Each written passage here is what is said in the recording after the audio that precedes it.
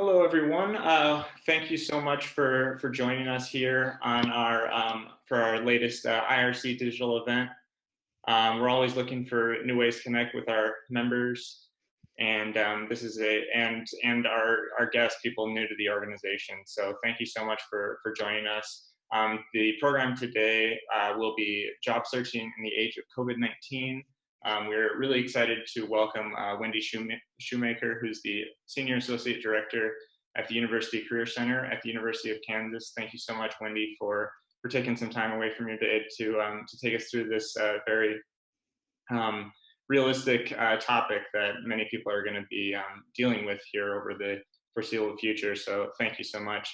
For those who aren't familiar, the IRC is a nonpartisan, apolitical organization that provides a platform for greater understanding of international topics and how they intersect with the Kansas City community and greater than Kansas City community, Kansas, Missouri communities. So for this event, please feel free to pose any questions you have down in the Q&A function that you'll see at the bottom of your screen. Throughout the program, we'll break in and answer some of those questions, as many as we can. So in the sidebar, you'll also see a link to the IRC website if you're interested in joining as a member or receiving our newsletter. So thank you so much. And now I'll hand it off to Wendy Shoemaker. Thank you, Wendy. Oh, my pleasure. Thank you, Evan. So hello, everyone. Greetings from Lawrence, Kansas. I'm broadcasting usually on campus at the University of Kansas. Let me start by explaining a little bit about myself. I've been a career coach for, excuse me, for 22 years. Been at KU for about 16 years, and prior to that, I've been in a variety of places in Arizona, Arizona State University, University of Iowa, and some other places in Wisconsin. So I come to that. I have a master's degree in college counseling. I'm also in a doctoral program at KU in higher education administration, and my undergraduate major was geography. So that gives you a sense of my lineage, if you will. And I've always had an international interest, and so I've always followed international, the Relation Council, or I've been following them for the last couple of years, and have really enjoyed my involvement in my collaboration. And I've been participating in some of these digital conversations, one from a couple weeks ago on the impact of this on the global economy, and hence this conversation was came about. So I'm just really happy to be here, and hope that some of the resources that I'm going to share today are helpful to you. So what I have planned to do, I've got lots of resources lined up, and I'm going to show them. And if you miss that, or you can't, not quite sure where to find them, we are going to be loading them up on the Career Center's website, career.ku.edu, and you can find those later. They might be there today, but more likely at the beginning part of next week. So keep on checking back if you find, and this is the resources I'm going to be showing today are just a sample of the resources that are actually out there. So, and then one of the reasons why I'm really excited about being with you all today, because there's a ton of resources being generated, which is great, but it may feel a little overwhelming. So I thought we'd start with thinking about that. Let me start with talking about a quote that I learned from Dick Bowles. Dick Bowles was the author of What Color is Your Parachute? You may be familiar with that resource. And that was actually my very first exposure to career counseling. It's kind of he wrote the guide for helping people help themselves. And basically it is that in every job market, including recessions, there's someone hiring. So that is the silver lining, if you will, if you can think of it that way. Yeah, and so that's kind of orient my logic here about showing you some of the resources. I'm going to first start with the article that you see here on your screen. I'm sharing my screen, and you can see some of the resources I'm going to be showing you. And the first one is from the LinkedIn blog, and this is, so any college students are out there, this is a nice article from Andrew Seaman, and he's interviewed college career centers and ask for their advice for college students. And you can see here, I mean, I wouldn't disagree with any of this. This is a great time to focus in on your network, and we'll talk more about that later. Be open to new opportunities, build your online presence, and whatnot. The other resource I want to show from a similar place in LinkedIn, the official blog is, and so if you're not a college student, this is more for you, resources to help you navigate the challenges of today's job market. And this is a little bit broader scope, if you will. So that covers things like recovering from a layoff, if that has happened to you, or if you're in a job but you are concerned about where you are, some recession-proof career strategies. So this is just for further reading. But let's take a step back just quickly and think about where we are since this whole thing began. About 26 million Americans have lost their jobs. I think at one estimate we may be at a 20% unemployment rate that I've seen. We don't. That's an unofficial count, of course. So you know, yes, heading toward a recession, but let me pick up on that idea that I said earlier, that in every economy, including recessions, there's going to be someone who is hiring. And so this is a resource, cultivatedculture.com. This was one of the first ones I found that I thought was just really outstanding. So you go through the kind of the depressing part at the beginning, and this person is explaining a little bit about the economy and where it's going and things like that. But then we get to the point that I think is interesting for you, is that these are the industries that are hiring during this era. So large tech companies, anyone digital, so think about that. So while some industries are laying off people or furloughing, others are ramping up due to increased demand. So anything with online learning, anything involving digital technology, um, organizations, as we go into seasonal need, they make a specific mention on tax organizations. So that's one that I'm not sure if it's 100% accurate right now. This website was updated. I think it was April 14th, and this is Austin. He does keep this updated occasionally. So was that 10 days old now? So okay, so companies offering products that support remote work. I've already mentioned that. Online learning, food delivery, essential businesses, etc. So that's a broad brushstroke kind of resource that may be helpful to you. Um, Another one that's a little bit more granular is, so if Kansas City is your home base and you're looking for opportunities in the Kansas City area, this comes from Think KC, which is a great organization, and they've assembled those organizations that are hiring in the area.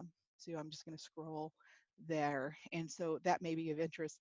But let me just take a pause here and just ask you a provocative question. This is something I ask college students that I'm working with as they approach a job search. What kind of job search are you trying to run right now if you are looking for a job? Are you looking for, it's really based on your assessment of your economic situation or your fiscal situation. Do you need a job right now? That could be your situation. Or are you more in a career exploration mode? Because I think those are good questions to ask yourself, because if you try to do both at the same time, you may be frustrating yourself. Okay, because so some of you may just need a job. All right, and that helps you focus and maybe really broaden your perspectives, and then give yourself the opportunity to let go of um, too stringent of a requirements of the job. You may just take care of yourself, and so that you can continue on with the work of career exploration, or building your network, or developing your skills, or finding your focus. Some of the things we're going to talk about today. So I think that's a good thing to note. Another resource that I think is really helpful is Indeed. Indeed has actually done some fantastic webinars recently that I've been tuning into. They're right here, Indeed resources for COVID-19, and I've listened to a couple of them, and they're really good. So I highly recommend what they're doing and tuning in. But if you've noticed down here, Indeed has also added the capability for looking for remote jobs, because one of the things we're going to see or have already started to see is the growth in remote jobs or virtual opportunities. And so look, using whatever resources that you're using to locate and source positions, that's something to note. Are you able to search in that manner? If you're a KU student or alumni, we've recently made that adjustment in the job board there, hirejayhawks.com. And so you should be able to look for online, or pardon me, remote or virtual jobs and internships using that platform. If you're at another, if you're a student from another college or university, check in with your career services. They're going to have a job and internship board. It is likely they have also have that capability in helping you. So no matter where you are, you should be able to source and find a job for your, that's remote and online.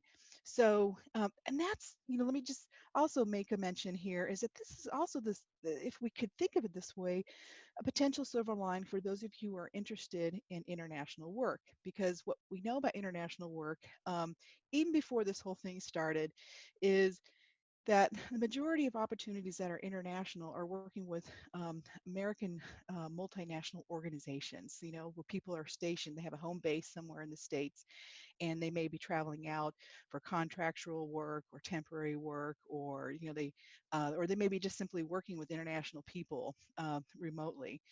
And I think we're going to see more and more of a growth in this area. Okay. So Indeed, when you're using a resource like Indeed or your college or university's job board, look for multinational organizations, those that have a reach in a variety of places. So yeah, Kansas City has lots of international organizations, and find them, and there's a possibility of working with an international client or a situation. Um, so, okay, so let's think about um, uh, other kinds of resources. Now, here's one, Working Nomads, that is really nice. It's a remote job board that I've noticed, and what they've done here, and you can just get a sense of what is online right now. Everything from development, as you would imagine, to marketing. But there's lots of things here. I just saw one that was interesting. Consulting, writing, okay, and a popular website that people use is flexjobs.com. Now that is a fee-based service to find jobs, but there's a free listing of organizations who are um, offering remote kinds of opportunities. So looky here. I mean, they're all over the place. Pearson is a UK company. I just saw one. SAP is a German company in Baden-Württemberg. And so, isn't that interesting? So there could be some opportunities there. So this is a free resource, and with a little bit of research on yourself, you could click on them and go to their website and apply, look for and apply for jobs. Nice resource. Okay. So, I just want to share with you those resources, and because I think that's probably what you're looking for are some of those good resources. But let's take a step back and think about some of the things that you have an opportunity to do during this time, especially if you are secure, if you've got a little bit of bandwidth, um, and or you've got an employment, or you've got a little bit of wiggle room that you can have some time to explore. This is what I strongly recommend that you do, is take advantage of these opportunities to develop your network, get focused and flexible, and develop skills. Okay. So this economy will right itself. It will. And then, because when it does, you're going to be in a better position to take advantage if you've been, developing yourself, if you will. So the place I would start is with your network. And networking is kind of a, unfortunately a dirty term, because I think we often associate it with asking strangers to do things for you, when in reality, it's really about connecting with people and building friendships and building relationships. And so this is not about networking. This webinar is not about networking, but I will say that think of it, in terms of making a connection, but start with the people you already know. the research shows on research on networks, it's not your first degree connections that are helpful to you, it's their connections. Okay, so it's your second and even third degree connections. So make a list of your friends and family of friends, and start thinking about who they might possibly know, and connect with them. Say, "Hey, do you know anybody in this field?" And that's the research you can do. And taking advantage of some of the tools that you have access to that are absolutely free, like LinkedIn. I'm you you know, LinkedIn is a great resource. If you're a college student or alumni, look for your university's um, web page, if you will. So University of Kansas has one. Almost every university will have one, and they'll have almost all their alumni listed conveniently there, and you can do research. And that's another connection. That's not really your first degree connection, but it's your second degree connection, in that you have some association with them. Okay. I would also focus in on those multinational organizations, thinking about who works for these multinational organizations and try to connect with them. Um, your college and university may also have a mentoring platform through the Alumni Association. I would take advantage of that. At KU, it's absolutely free for students to use, and so and there's a lot of alumni on there.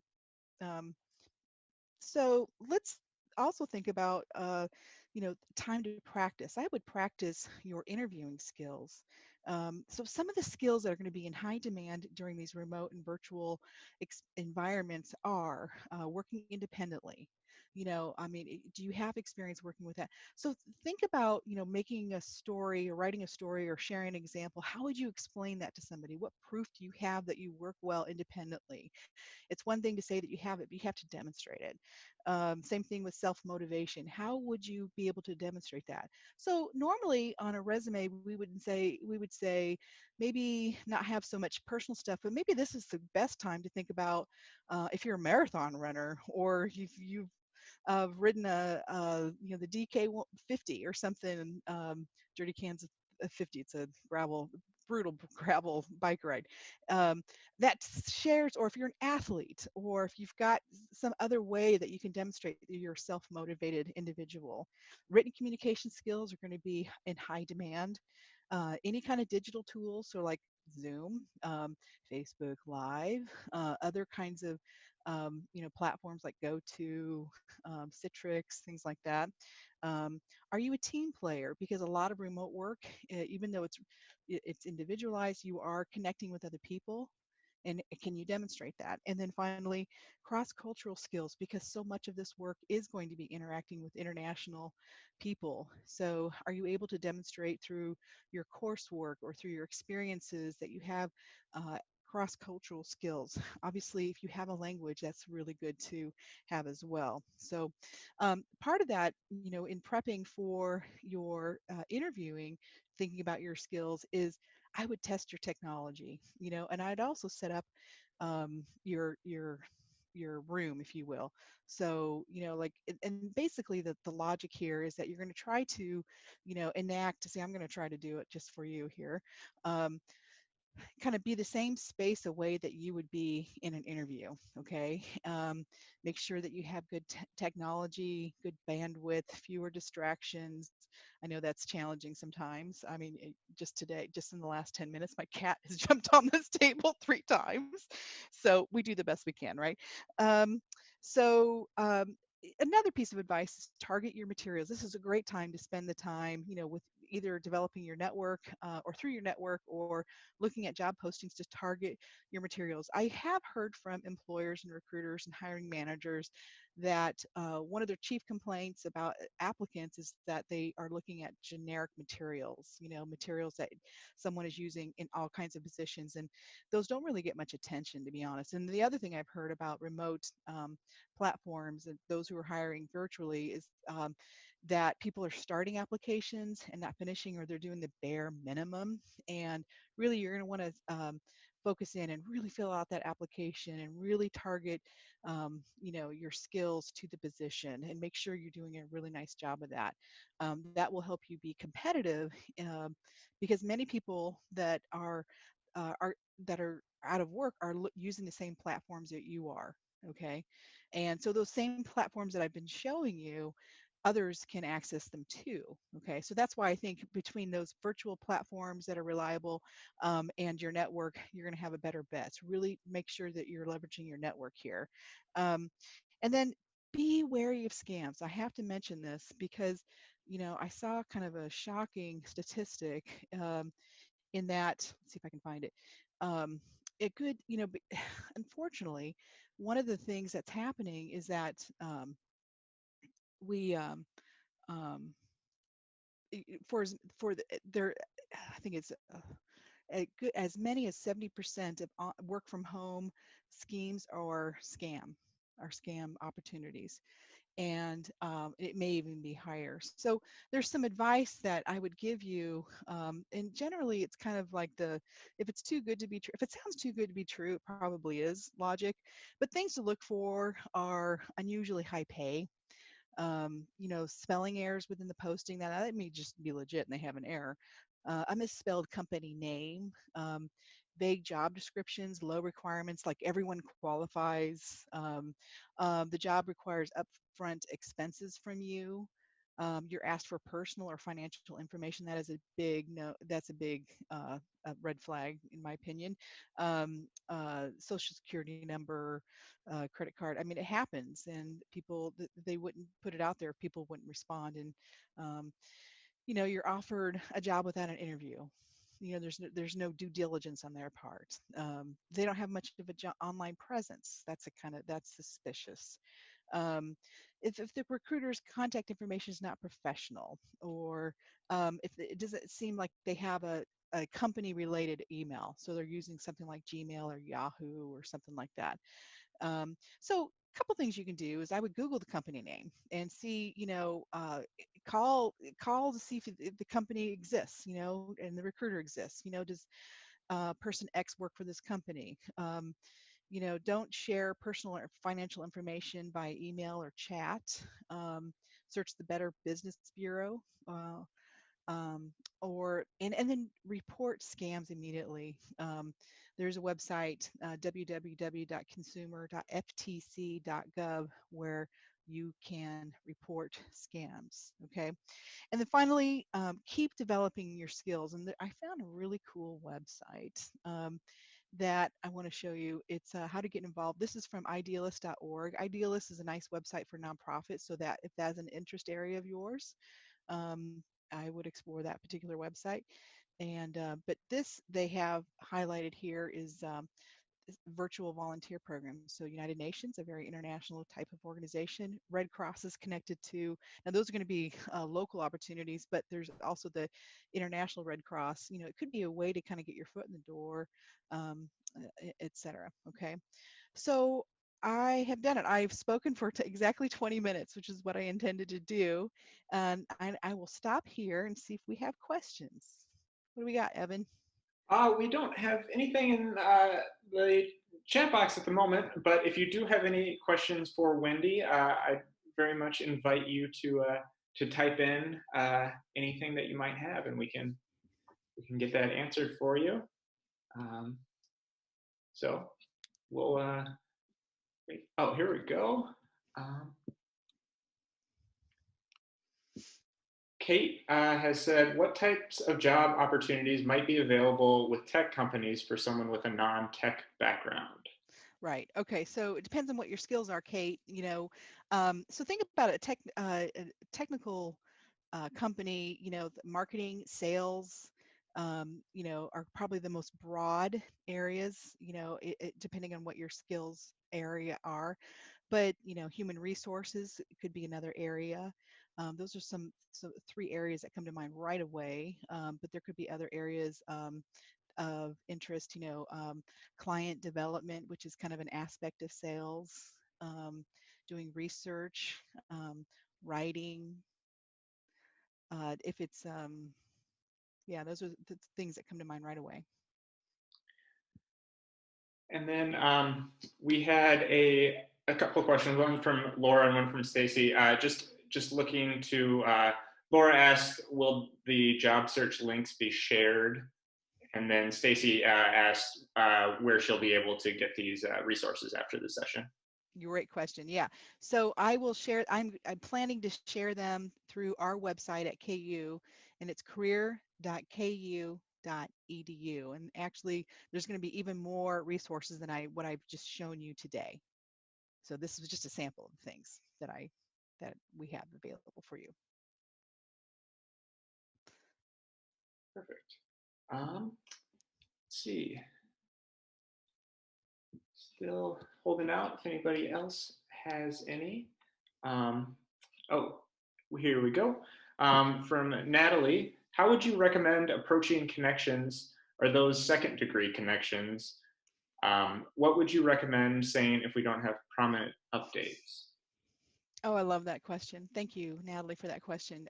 Because there's a whole art and science with networking using LinkedIn. I'm hearing LinkedIn, but I could be wrong about it. I would use LinkedIn to start with that, by the way.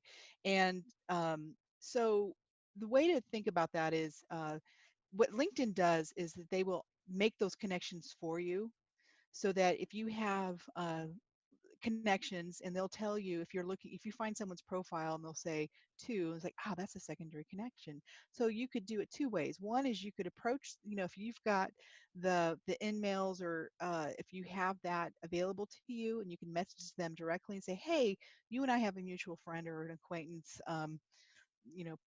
Natalie, my friend Natalie, and so when you approach someone, be very specific and with your ask. Make sure that you mention that you have a connection, but be clear about what it is that you're asking.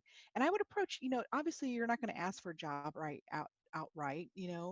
Approach them from I'm looking for some information about who to contact in your organization, who's the recruiter, or what advice would you give? Do you have time to 10 to 15 minutes to talk with me for an informational interview next week? If you are someone who's looking for a job, many people really like to help, and so I would just make sure that you mention that you are exploring and you are looking for work, but you need their advice and information. If you ask them outright for a job, they probably don't have a job to give you, but they have advice and they have information. So that's one way. Um, Another way is to approach your acquaintance. So approach Natalie and say, Natalie, would you be able to introduce me to this person? Looks like they work for an organization that sounds really cool, or I like their experience and background, and see if they can do that for you. So those are two ways of doing that.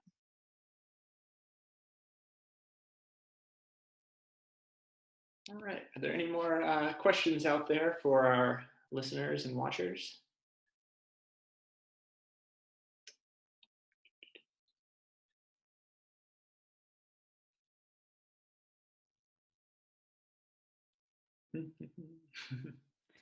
In education, they tell you to wait for 30 seconds after you ask a question. Yes, So I've heard that. It tends to work out. I don't know if it has quite the same effect um, via this platform. online, right? One of The my previous jobs was and I didn't explain this in my bio, but I used to be a licensed teacher up in Iowa, so that comes in handy. All right. Well, it's looking like questions are dying down a bit. Wendy, I don't know if there's anything. Oh, here we actually have one just in the nick of time. State US, most of my contacts are with the state government. Should I wait to contact them? It depends on what you are trying to do with the contacts. I mean, are you looking? I'm not sure. Are you? I think I may need a little bit clarity on that question. I'm sorry. Well, why would you wait to contact them? Um, so let me see if I can kind of guess on what you're asking. One of the things about networking, and I didn't explain this, is building relationships. But another key feature is this: is how it goes. Is first you identify your network. You literally got to identify who is in my network, and the second thing is you let your network know that you're looking for a job or an internship or whatever it is that you're looking for. And you be specific about what it is that you're looking for. And it is okay to say, I'm looking for X, Y, and Z. So you don't have to be so focused that it's only X or only Y or only Z. So I'm looking for jobs that, have these skills or in this area. Give them some keywords to go off of. um, reconnect with them, but it's really going to be based on your relationship with them, and let them know that you're looking, and so that their networks can be kind of go to work for you, because once they are aware that you are what you're looking for, you are expanding your knowledge base right away by letting them know what you're looking for. So as they hear, let's say you're looking for a job in marketing, or research and development, or writing grants, or whatnot, and um, if they know and they learn about that, they're going to pop that over to you, because every hiring manager wants to make a quick hire, and they want to make a quick hire of a good quality person. And so they're going to first, and it's very common for hiring managers to use their own networks and their employees first. Um, so who do you know? Because that's the easiest thing for them to do, and they're going to go with trustworthy people first. And like, do you have any friends? Do you have any? Because you're great. Can I hire someone like you? And so you're taking advantage of that. Hope I've answered your question.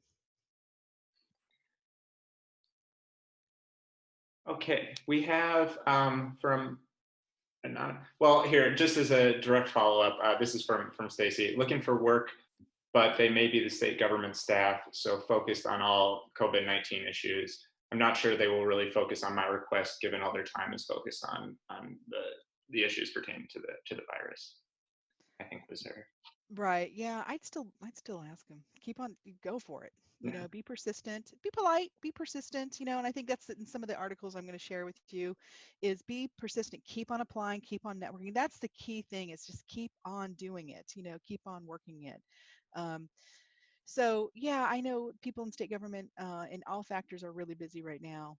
Or, many aspects of government are really busy, but someone's going to be available. They may not be able to respond to your request within 24 hours. It might be a week or two, um, but I would go for it. Great. We have a question from uh, Anonymous. I have over 10 years in higher ed slash international ed, and I'm looking to build my resume for non-higher ed international ed fields. What advice would you give? It depends on what your fact. See, that's the level. Are you? So you're thinking about still keeping international is what I heard in that question, because I heard two things, international and higher ed, and you're not looking for higher ed anymore. You want to keep on going with the international.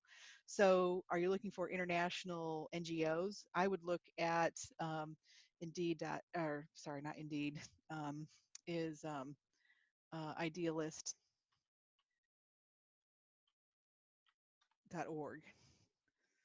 And hopefully, oh, it took me to the old website. Let me just go here.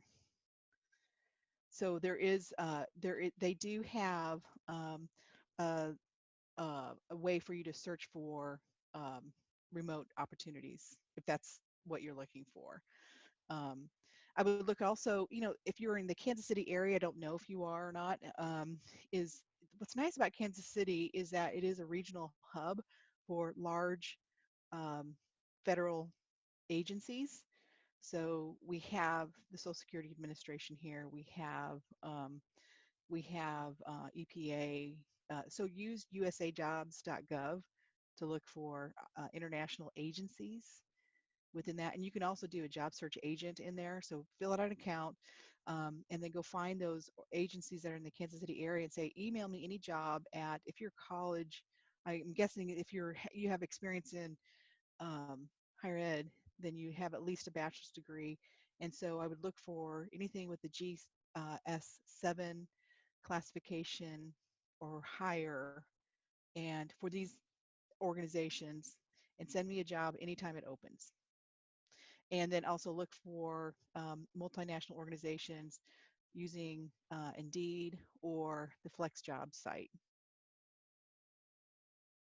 I don't really know what your field is, so it's hard to be more specific. Um, I'll chime in and ask. Do you see anything trending? Over the next 2, 5, 10 years. Do you see any distinct changes that you can foresee here in the future? Yes. And I think before this happened, we were talking a lot about the future of work. And the future of work is really contractual work and gig economy type of work. It's people coming together in temporary um, projects. So project-based work is we're just seeing more and more of a growth on that. And so that's the good news about those of you who are interested in working internationally, because that work it has can be more international because let's say you're coming together for a year or two on a project and you travel to Frankfurt, Germany for to consult with the client and then come back. So we've seen, and it's called different ways. It's called the gig economy. Um, or the flexible economy. I've heard it called different things. So that's been happening and will continue to happen. And I think, honestly, this COVID-19 response and work from home mandate is really hastening that. Where my guess, and this is, I'm going out here on a limb in predicting this, so take that for what it's worth, is that we're going to see growth of remote and virtual kinds of opportunities because as companies realize that there's more capability there than they realized, and that they may even save um, some costs in terms of infrastructure, brick and mortar kinds of things. If you can, um, you know, not have to pay for HVAC and other kinds of rent and things like that, then maybe you have somebody work from home or wherever they want. That's why I think we're going to see even more growth on those.